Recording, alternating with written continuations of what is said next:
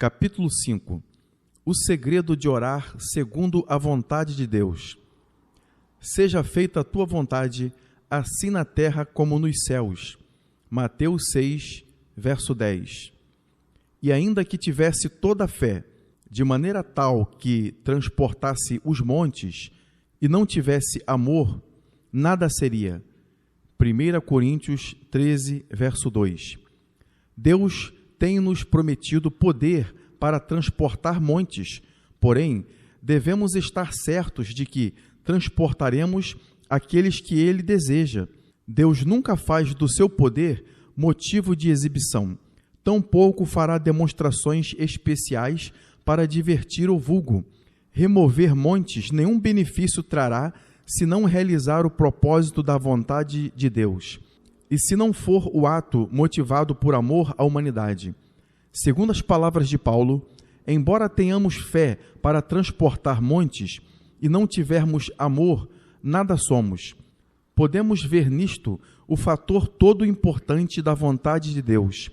Ao orarmos, seja feita a tua vontade, assim na terra como no céu. É necessário buscarmos saber qual a vontade de Deus para as nossas vidas. Diz João, em sua primeira epístola, capítulo 5, verso 14, e esta é a confiança que temos para com Ele, que, se pedirmos alguma coisa segundo a sua vontade, Ele nos ouve. O homem é obra-prima de Deus. O homem é a glória que coroa a criação de Deus. Foi feito à sua imagem e semelhança. Foi-lhe dado domínio sobre toda a terra. Gênesis 6, 1, 26. Seu lar era o jardim do Éden, e nesse paraíso não havia pecado nem morte. Antes de ter o homem preferido desobedecer ao Criador, todas as coisas se moviam na órbita da perfeita vontade de Deus. No jardim, fez o homem uma escolha má, e por ela se colocou fora da vontade do Criador. Porém, Deus interveio para salvá-lo, mandando Cristo ao mundo a fim de redimi-lo, de sorte que viesse finalmente a ter tudo quanto originalmente Adão possuíra, e mais ainda, por intermédio de Cristo, tudo lhe pertenceria, bastando-lhe pedir, segundo a palavra de Jesus: pedi e dar-se-vos-á, buscai e acharei, batei e abrir-se-vos-á, porque qualquer que pede, recebe. Lucas 11, versos 9 e 10. Por que então tantos filhos de Deus parecem incapazes de se apropriar da promessa? Por que falham suas orações tão frequentemente em obter resposta? Por que tão poucos milagres ocorrem em suas vidas? Por que não se transportam montes? Seria que algo está ausente? Alguma coisa faltando às suas vidas que as prive do benefício das promessas? O mistério da oração não respondida. Eis aqui a resposta ao mistério de muita oração sem resposta. Deus tem um padrão para a vida de cada pessoa que vem a este mundo. Há um propósito especial para cada criatura feita à imagem e semelhança dele. O momento culminante da experiência de todo cristão é quando descobre o propósito por que nasceu. Quando o homem descobre a vontade de Deus para a sua vida, então os poderes do céu e da terra contribuem para o seu bem, conforme está escrito: todas as coisas contribuem juntamente para o bem daqueles que amam a Deus, daqueles que são chamados por seu decreto. Romanos 8, verso 28. Quando ele se submete completamente à vontade de Deus, descobrirá, para alegria sua, que os mais aflitivos problemas da vida têm um modo misterioso de se resolverem. Como acontece isso? O Deus que formou os planetas, o Sol, a Lua, as estrelas, e que pela sua irresistível vontade estabelece o curso que deve seguir, também está fazendo com que todas as coisas na vida daquelas pessoas sigam igualmente as suas próprias órbitas. Como Deus nos revelou a sua vontade na construção do prédio A Voz da Cura. A importância da vontade de Deus que construíssemos algo de valor tornou-se manifesta no decorrer do nosso trabalho com A Voz da Cura. Em 1951, tensionávamos construir escritório em Dallas. Naquele tempo, não dispunhamos de recursos para o projeto. Sabíamos que esse objetivo, para ter bom êxito, devia estar de acordo com a vontade divina. Diariamente, levávamos o assunto ao Senhor em oração. Certa vez, estávamos prestes a agir, quando Deus nolo impediu.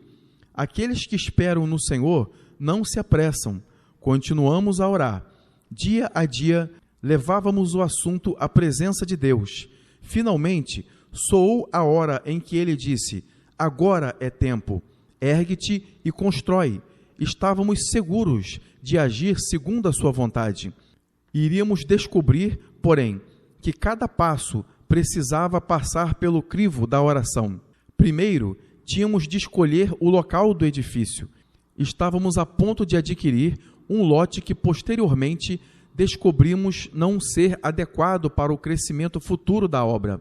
Não sabíamos então o que nos tinha Deus reservado, mas Deus sabia. Ele impediu-nos de cometer um erro devido a um inesperado impedimento da natureza técnica legal. Fomos obstados a prosseguir até que pudemos encontrar outra propriedade que melhor convinha à nossa necessidade. A Comissão Urbana de Planejamento já havia planejado lotear essa área para bairro residencial, porém, devido a engano de um funcionário, obtivemos permissão de construir. Quando o lapso foi descoberto, a comissão decidiu deixar-nos continuar. Sempre sentimos ser ideal esse local, e que foi Deus quem nos deu. Chegamos, porém, ao momento crítico. Se Deus era conosco, tinha-nos de conceder $20 mil em curto prazo. Veio ele a nosso encontro. Sim, o milagre realizou-se e em poucos meses tínhamos erguido um belo e espaçoso prédio. Contudo, era isso apenas uma parcela do que iríamos necessitar nos próximos anos. Cedo, a ampliação dos ministérios da Voz da Cura exigiu que expandíssemos. De onde viria o dinheiro de que precisávamos? Deus respondeu-nos de maneira inesperada. Ele abençoou o nosso ministério da palavra escrita, a qual não somente nos possibilitou recursos para sustentar a família, como também, com o produto, continuar o nosso programa de expansão. Isso, somando algumas doações liberais que recebemos, nos permitiu avançar rapidamente. Desde então, construímos escritórios adicionais para um departamento missionário, erguemos uma casa publicadora e instalamos uma empresa para a nossa cruzada de literatura. Assim, tendo partido do quase nada há poucos anos atrás, temos hoje um grande e bem equipado estabelecimento. Dessarte, estamos aparelhados para levar avante o extenso programa missionário em que estamos fundamentalmente empenhados. Olharmos adiante, podemos ver grandes responsabilidades à nossa frente. Aprendemos, porém, que se cada passo for submetido à oração e se claramente for da vontade de Deus, o necessário milagre sempre ocorrerá. A coluna de nuvem. O plano de Deus para guiar o seu povo redimido ilustra belamente a história de como conduziu os filhos de Israel. Sabiam eles que teriam de realizar a jornada para a terra prometida, mas não foram deixados aos seus próprios recursos e conhecimentos, nem mesmo para uma caminhada tão curta. Seriam conduzidos pela presença do Senhor, que habitava a nuvem do tabernáculo. Sempre que a nuvem avançava, eles prosseguiam. Quando parava, também o faziam. Quando, pois, a nuvem se levantava sobre o tabernáculo, então os filhos de Israel caminhavam em todas as suas jornadas. Se a nuvem, porém, não se levantava, não caminhavam, até o dia em que ela se levantava. Porquanto a nuvem do Senhor estava de dia sobre o tabernáculo, e o fogo estava de noite sobre eles. Porém, perante os olhos de toda a casa de Israel, em todas as suas jornadas. Êxodo 40, versos 36 ao 38. Coisa solene é notar que toda vez que Israel se recusava a seguir a nuvem, aquela geração em particular não era nunca permitido entrar na terra prometida. A lição é evidente. Essas coisas foram escritas para nossa ademoestação. 1 Coríntios 10, verso 11. Quando vemos a tragédia comum de crentes que não progridem mais na sua experiência cristã, podemos estar certos que, de alguma forma, rejeitaram ou ignoraram a orientação divina em suas vidas. Os que desejam que suas orações tenham respostas devem querer seguir a direção de Cristo em suas vidas cotidianas. Triste é a história daqueles que, dia após dia, rogam lamuriosamente a esta ou aquela pessoa orar por eles. Os que confessam que Deus não responde às suas preces, que, conquanto orem, evidentemente nada acontece e que os seus problemas aumentam cada vez mais. Que é que está errado? Por que são essas pessoas tão derrotadas? Acaso estão as suas vidas de algum modo em desarmonia com a revelada vontade de Deus? A razão do seu consistente fracasso geralmente está justamente aí. Jesus mandou orar: seja feita a tua vontade, assim na terra como no céu. E quem assim ora deve incluir o que significa: Senhor, que a tua vontade seja feita em minha vida, porque a vontade de Deus só pode ser feita na terra, assim como o for na vida dos homens. Mesmo quando sua alma se achava torturada de terrível luta, pôde ele orar: meu Pai, se possível, passa de mim este cálice. Todavia, não seja como eu quero, e sim como tu queres. Mateus 26, verso 39. Cristo submeteu-se à vontade de Deus, embora isso significasse ter de beber o cálice até o amargo fim.